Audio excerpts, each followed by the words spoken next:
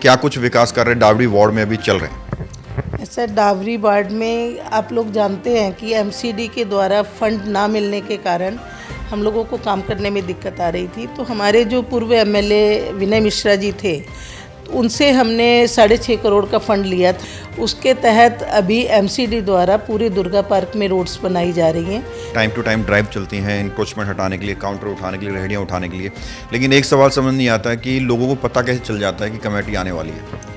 कि ये देखिए, कहीं तो पुलिस की, कहीं अफसरों की मिली भगत है, इसमें दो राय नहीं है। जो विधायक हैं वर्तमान प्रद्युम्न राजपूत, इनके साथ कैसा तालमेल चल रहा है? क्योंकि मिलकर काम करना होता है, उनकी तरफ से भी रिकमेंडेशन होती है, काम दोनों करना है क्योंकि वोटर्स दोनों के हैं क्षेत्र में। कैसा तालमेल चल रहा है? हम सिर्फ एमसीडी तक सिमट गए हैं। हमारे एमसीडी में उनका कोई दखल अंदाजी नहीं है, और लेकिन मतलब इस तरह से कोई उनसे इतराज़ भी नहीं है, लेकिन अपने एमएलए होने पर हमें सुविधा ज़्यादा थी। नाला रोड पे और जगह लोग मलबा डाल देते हैं, फर्नीचर डाल देते हैं, लोग इग्नोर करते हैं, गाय के लिए खाना डाल देते हैं, उससे गंदगी फैलती है। कुछ अपील करना चाहिए? मैं हाथ जोड़ के अपील करना चाहूँगी, अकेला व्यक्ति सफाई तब रख सकता है जबकि उसमें सारी जनता सहयोग दे, और वो पार्किंग के लिए जगह नहीं है। कृपया अपनी गाड़ियों को वहाँ पार्क ना करें, क्योंकि हमें बार बार उठाना पड़ता है। पर एक ही क्षेत्र नजफगढ़ में नहीं है कि रोज़ यहाँ पर ही ड्राइव लगा रहे। तो आप लोगों से निवेदन है कि अगर आप लोग साथ मिलकर चलेंगे तो अपना क्षेत्र साफ सुंदर रहेगा। नमस्कार, मैं हूं प्रवीण और आप देख रहे हैं अपना सबसे विश्वसनीय चैनल इंडिया टाइम 24 न्यूज़ का खास कार्यक्रम बोलिए नेताजी। बोलिए नेताजी में हम अक्सर क्षेत्रीय नेताओं से बातचीत करते हैं, उनसे चर्चा करते हैं, उनके क्षेत्र में हो रहे विकास के ऊपर क्या कुछ विषय हैं, क्या कुछ बड़े मुद्दे हैं, और जो भी विकास कार्य आप चाहते हैं उन पर क्या कुछ काम चल रहा है, इस पर लगातार हम लोग बातचीत करते हैं। आज हमारे साथ मौजूद हैं डावरी वार्ड से पार्षद तिलोत्तमा चौधरी। तिलोत्तमा चौधरी जी से बात करेंगे और जानेंगे कि मैम के वार्ड में क्या कुछ विकास कार्य चल रहे हैं, और जो क्षेत्रीय जनता है उनके लिए, उनके जन कल्याण के लिए, बच्चों के लिए, सुख सुविधाओं के लिए क्या कुछ कार्य चल रहे हैं। मैम, बहुत बहुत स्वागत है। धन्यवाद प्रवीण जी। मैम, बहुत दिन बाद आपसे मुलाकात हुई और निश्चित तौर पर हमारे व्यूअर्स भी इंतज़ार कर रहे होंगे आपके इंटरव्यू का। सबसे पहला सवाल मेरा यही है, डावरी वार्ड से आप पार्षद हैं और आप पहले भी पार्षद रह चुके हैं, अनुभव है। क्या कहना चाहेंगे, क्या कुछ विकास कार्य डावरी वार्ड में अभी चल रहे हैं? ऐसा डावरी वार्ड में आप लोग जानते हैं कि एमसीडी के द्वारा फंड ना मिलने के कारण हम लोगों को काम करने में दिक्कत आ रही थी। तो हमारे जो पूर्व एमएलए विनय मिश्रा जी थे, तो उनसे हमने 6.5 करोड़ का फंड लिया था, जिसका जिक्र मैंने पहले इंटरव्यू में भी आपके साथ किया था। उसके तहत अभी एमसीडी द्वारा पूरे दुर्गा पार्क में रोड्स बनाई जा रही हैं, क्योंकि वो फंड एमएलए विनय मिश्रा जी के द्वारा दिया गया था। ठीक है, उसकी अध्यक्षता प्रद्युम्न जी कर रहे हैं, पर वो सारा हमारे प्रयास से लाया गया फंड था। और पॉकेट आर्ट, जो हमारी डीडीए की पॉकेट है एमसीडी की, उसके लिए भी 1 करोड़ 22 लाख एमसीडी को फंड, जो एमसीडी के अंडर उस एरिए को लाके और वो फंड दिलाया गया। वो उसके लिए हमारा बहुत अथक प्रयास था, और अभी पॉकेट आर्ट की भी हमारी सारी रोड्स बन गई हैं। और ग्रामोदय योजना जो एमसीडी की तरफ से रोड्स बनती हैं, उसके लिए भी हमने फाइल चला के बहुत जद्दोजहद से उस फंड को पास किया। तो डावरी गांव की भी हमारी सारी रोड उसके तहत बनाई जा रही हैं। और इसके अलावा हम अभी हमारा सूर्य उपासना पार्क में 35 लाख का लगभग बजट से, जिसमें मुख्यमंत्री योजना के द्वारा जो फंड मिलता है, उस फंड के द्वारा हम हाई मास्क लाइटें लगा रहे हैं, क्योंकि छोटी लाइटें लोग तोड़ देते हैं। इसके अलावा हमारा मेन काम जो है क्षेत्र में साफ़ सफाई का है। इसके लिए मैं बार बार अभी भी कुछ 2-3 एरियो में कल परसों दौरा करके आई हूँ। लगभग मैं दौरा करती रहती हूँ कि जिन लोगों को बीच में कूड़े की गाड़ियों की बहुत समस्या हो गई थी, तो उनके हेड से बात करके गाड़ियाँ अवेल करवाई हैं, और साफ़ सफाई क्षेत्र में ठीक से रहे। और अभी हमारा ड्राइव चला था, जिसमें एरिया में जहाँ जहाँ मलबा है वो सब उठाया जाए, तो उसकी कोशिश रही। मलबा उठाया गया है सारी जगह से, जहाँ जहाँ से लोगों की कंप्लेंट आई। और अब हम लोगों का मेन मुद्दा है कि हम अपने डावरी वार्ड को साफ़ रखें। बीच में गाड़ियों की थोड़ी दिक्कत थी, तो हमारी कोशिश है उसके लिए। बराबर मेरी डीसी से बात हो रही है उससे कि भी जगह जगह लोगों तक कूड़े की गाड़ियां पहुँचें और सारी कूड़ा उड़ा वहाँ से उठे और क्षेत्र में जगह जगह सफाई रह सके। तो भिन्न भिन्न टाइमों पे मैं अपने क्षेत्र का दौरा करती रहती हूँ और जिससे मुझे लोगों की समस्या पता लगी, और आपके माध्यम से भी कई बार आपका भी मुझे सहयोग मिलता है, जहाँ से लोगों की कंप्लेंट आप लोगों को नज़र आती है तो मेरी कोशिश होती है उसको भी दूर कराएं, क्योंकि हमारा ये संकल्प है कि हम अपने निगम के कार्यों को सही से कर पाएँ, अपने क्षेत्र की जनता के लिए हमेशा समर्पित रहें, इस भाव के साथ क्षेत्र में काम करते हैं। मैम, लगातार विधानसभा में हम लोग चाहे विकास की कितनी बात कर लें, तमाम जो गलियां सड़कें बन रही हैं आप बता भी रही हैं, लेकिन घुमा फिरा अगर एक सवाल डाबड़ी सागरपुर नाला रोड के ऊपर भी आ जाता है। आप लोग खुद कहते हैं कि वो आपकी लाइफलाइन है और बहुत बार उस पर मीटिंग हुई, विजिट हुए, दौरे हुए। नाला रोड पर क्या कुछ बदलाव आया है? जिस तरह शिकायतें की जाती हैं अवैध पार्किंग की, इंक्रोचमेंट की, अवैध डेयरियों की, उस पर क्या कुछ अभी तक काम हो रहा है? लोग ये भी जानना चाहते हैं। ऐसा है, नाला रोड में 3 दिन से, क्योंकि नाला रोड पे कूड़ा भरा हुआ है और मैं बराबर खुद गाड़ी से जाके देख के आती हूँ, और इसके लिए मैं 3 दिन से सारे अफसरों को लाइन हाजिर कर रखा है। मैंने इतना टाइट कर रखा है कि आज जाके सब काबू आए हैं, आज सारे टिप्पर हमारे लगे हुए हैं और वहाँ से कूड़ा उठ रहा है। और इंक्रोचमेंट की जहाँ तक की बात है, अभी कुछ दिन पहले हमने ड्राइव चलाया था जिसमें काफ़ी गाड़ियाँ उठी थी, और एक और मेजर ड्राइव अभी लगने वाला है जिसके तहत फिर सारी गाड़ियां उठाई जाएंगी। फिर तो लोग अप्रोच करते हैं, मैडम इतना हमें पेनल्टी लग गई। लेकिन आपके माध्यम से मैं अब जनता से भी अनुरोध करना चाहूँगी कि नाला रोड कूड़ा डालने का स्थान नहीं है, पार्किंग का स्थान नहीं है, वो आपके आने जाने के लिए रोड बनी हुई है। और जब तक हम सिविक सेंस नहीं लाएंगे अपने अंदर, जनता का कोऑपरेशन नहीं मिलेगा, तब तक एक अकेला पार्षद या एक अकेला अफसर इस चीज़ को काबू नहीं कर सकता। हम दंडनीय अपराध कर देते हैं उन लोगों को जब हम गाड़ियां उठाते हैं और उनको मेजर पेनल्टी लगती है। अभी भी कई करोड़ों रुपए का रेवेन्यू आया था जब डाबरी का ड्राइव लगा था, और फिर अब कुछ दिनों में लगने वाला है हाल फिलहाल में। तो मैं आप लोगों के माध्यम से जनता से अनुरोध भी करना चाहूँगी कि पार्किंग कहीं अपनी पेड पार्किंग लेके पार्किंग रखें, लेकिन इस तरह से नाले पे रोड खड़ा ना करें। और दूसरी बात आपने कही इस पे क्या करने जा रहे हैं, तो ये नाला डीडीए का है और विनय मिश्रा जी ने इस पे बीच में डिवाइडर लगाने का वो पास करा लिया था, और प्रदुमन जी ने का भी मैंने ड्राइव देखा था, उन्होंने भी, आशीष सूद जी आए थे और उस समय ये संकल्प लिया था कि भी ये पास हो गया है, हम कराने जा रहे हैं। तो ये है विधायक के हाथ में कि कब उस पर डिवाइडर लगे।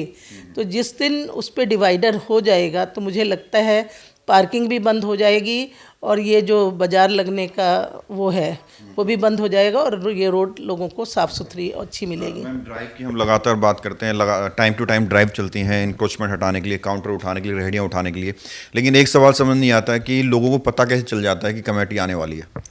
जी, ये देखिए, कहीं तो पुलिस की, कहीं अफसरों की मिली भगत है, इसमें दो राय नहीं है। क्योंकि जब तक ऐसा होता रहेगा मुझे लगता नहीं स्थिति बदलेगी। हाँ जी, क्योंकि मैंने अपने एमसीडी में ये आवाज़ उठाई थी, मैंने अफसरों को बुलाया था राउंड पर कि भी मेरे एरिए में बहुत सारी गायें नाले पे आके बैठ जाती हैं, ये डाबरी मोड़ पे बैठी रहती हैं, जिससे आए दिन एक्सीडेंट होते हैं।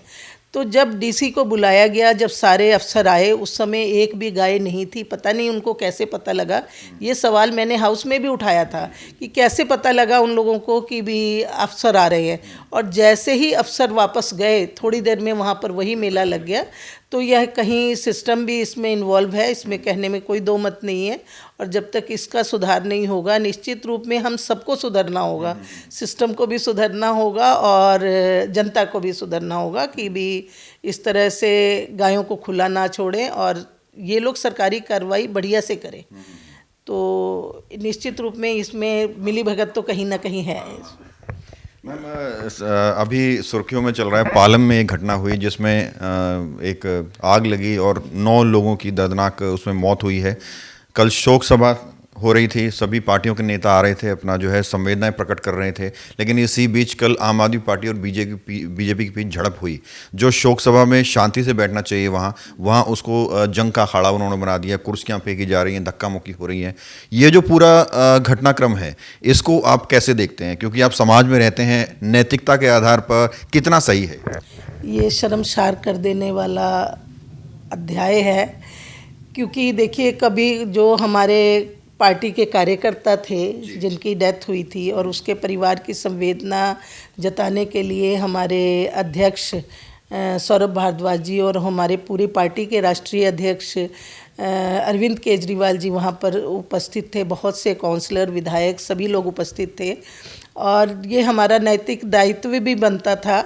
और केजरीवाल जी हमेशा जब कभी दिल्ली में उनके किसी कार्यकर्ता के साथ या जनता के साथ कुछ इस तरह की दुर्घटना होती है तो वो निश्चित रूप में वहाँ पर उपस्थित होते हैं। इस संदर्भ में परिवार के लिए शोक जताने के लिए वो लोग इकट्ठे हुए थे, लेकिन जब बीजेपी के एमएलए आए और उनके साथ कुछ गुंडे बदमाश कह लें, बीजेपी के कार्यकर्ता थे, उन्होंने कुर्सियाँ फेंकनी शुरू की और शोक सभा को एक लड़ाई के अखाड़े में बदल दिया।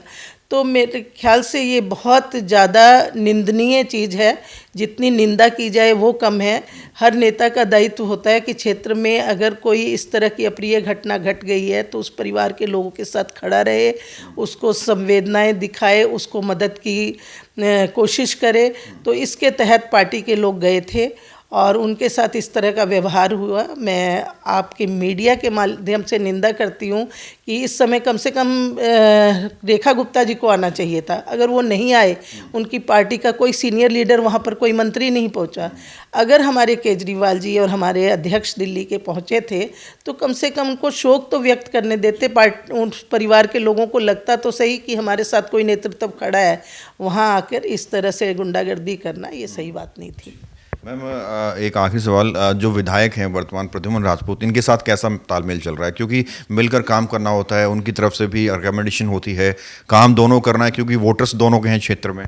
कैसा तालमेल चल रहा है? क्या नॉर्मली स्मूथली सब कुछ चल रहा है या थोड़ी बहुत चुनौतियाँ आ रही हैं? ऐसा है कि देखिए, उनसे मुझे कभी कोई शिकायत नहीं रही। पहले भी वो थे और इवन इस बार भी मैंने जो यहाँ पर फंड लगाया है, जो मुख्यमंत्री योजना से 35 लाख रुपए मुझे मिला है, तो उसमें उनका सहयोगी मिला, उन्होंने इसको साइन किए। पर हाँ, दिक्कत आती है। दिक्कत यहाँ आती है कि जब हमारे अपने एमएलए होते हैं तो हम निश्चित रूप पे अपने क्षेत्र में घूम घूम के, जहाँ पर हमें लगता है यहाँ रोड की दिक्कत है, यहाँ फ्लड संबंधी समस्या है, यहाँ भराव संबंधी जल बोर्ड की समस्या है, यहाँ कोई पीडब्ल्यूडी संबंधी समस्या है, तो हम सारे समस्याओं का निदान एमएलए और काउंसलर मिलके कर पाता है। और हम फ्रैंकली उनको बोल देते हैं कि भी विधायक जी ये दिक्कत आ रही है, ये दिक्कत आ रही है। और वो भी, अगर हम अफसरों को भी फ़ोन करते हैं तो निश्चित रूप में हमारी बात की एक वैल्यू होती है। और अब हम सिर्फ एमसीडी तक सिमट गए हैं। हमारे एमसीडी में उनका कोई दखल अंदाजी नहीं है। और लेकिन मतलब इस तरह से कोई उनसे इतराज़ भी नहीं है, लेकिन अपने एमएलए होने पर हमें सुविधा ज़्यादा थी। मैम, क्या कहना चाहेंगे, क्षेत्रवासियों की अपील करना चाहेंगे? क्योंकि नाला रोड पे और जगह लोग मलबा डाल देते हैं, फर्नीचर डाल देते हैं, लोग इग्नोर करते हैं, गाय के लिए खाना डाल देते हैं, उससे गंदगी फैलती है। कुछ अपील करना चाहेंगे? मैं हाथ जोड़ के अपील करना चाहूँगी। और जब भी मैं घूमती हूँ तो माइक के थ्रू भी मैं एरिए में अनाउंस करती हुई घूमती हूँ कि कृपया यहाँ पर गंदगी ना डालें, कूड़ा ना डालें, क्योंकि यही जब हवाएं चलती हैं, यही चीज़ें सड़कें आपके पास गंदी अनहेल्दी हवाओं को लेके जाती हैं, जिससे बीमारियों का कारण बनता है। अकेला व्यक्ति सफाई तब रख सकता है जबकि उसमें सारी जनता सहयोग दे, और वो पार्किंग के लिए जगह नहीं है। कृपया अपनी गाड़ियों को वहाँ पार्क ना करें, क्योंकि हमें बार बार उठाना पड़ता है। पर एक ही क्षेत्र नजफगढ़ में नहीं है कि रोज़ यहाँ पर ही ड्राइव लगा रहे। तो आप लोगों से निवेदन है कि अगर आप लोग साथ मिलकर चलेंगे तो अपना क्षेत्र साफ सुंदर रहेगा। यहाँ पर इंक्रोचमेंट ना करें, यहाँ गंदगी ना फेंकें, अपने सोफ़े गद्दों को कहीं दूसरी जगह जाके फेंकें या किसी गरीब को दान दे दें ताकि वो उस पर सो सके, और सफाई रखने में हमारा सहयोग करें। मैम, एमसीडी चुनाव भी ज़्यादा दूर नहीं है और आज जिस तरह से आपकी शख्सियत है, आपने काम किया क्षेत्र में, क्या तिलोत्तमा चौधरी को पूरा विश्वास है कि एक बार और जो है अगर पार्टी मौका देती है तो पूरी तरह से तैयार हैं अगली पारी के लिए भी? से अगली पारी के लिए तैयार तो हम हैं, लेकिन रिजल्ट जनता के हाथ में है। वैसे अभी तक तो मैं जहाँ भी एरिया में जाती हूँ, मुझे ऐसा नहीं लगता कि लोगों को कोई बहुत मुझसे शिकायत है। लोग बहुत प्रेम से मिलते हैं और जो भी काम कहते हैं, कहीं तो मेरी कोशिश होती है जो हमारे अपने ज्यूरिडिक्शन में आता है कि हम इसको कर सकें, हम उस काम को कराते हैं। और बाकी काम हमारे हाथ है, रिजल्ट हमारी जनता के हाथ में है। और मुझे पूरा विश्वास है कि जनता ने जिस तरह मुझे साथ दिया और इस बार भी मेरा साथ देगी। बहुत बहुत शुक्रिया मैम अपना कीमती समय देने के लिए। धन्यवाद। तो ये थी हमारे साथ तिलोत्तमा चौधरी जी, जिनकी आदत है कि मुस्कुराते हुए बड़ी शालीनता के साथ हर एक प्रश्न का जवाब देती हैं, चाहे वो प्रश्न कड़वा ही क्यों ना हो। और ये बहुत अच्छी बात है। और जो भी कार्य, विकास कार्य क्षेत्र में चल रहे हैं और जो पाइपलाइन में है, सभी के बारे में हमसे चर्चा की। कैमरा जर्नलिस्ट प्रशांत साथ प्रवीण, इंडिया टाइम 24 न्यूज़।